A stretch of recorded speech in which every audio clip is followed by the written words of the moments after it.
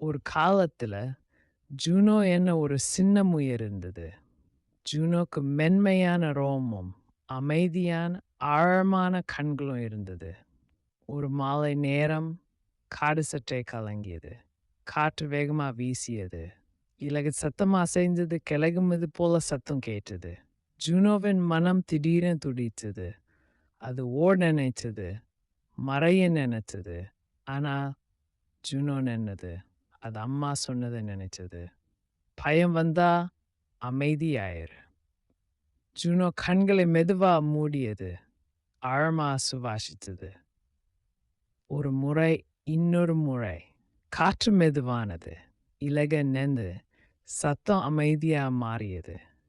Juno மரத்தின் கீழ் மெதுவா உட்கார்ந்தது. சுற்றி பார்த்தது.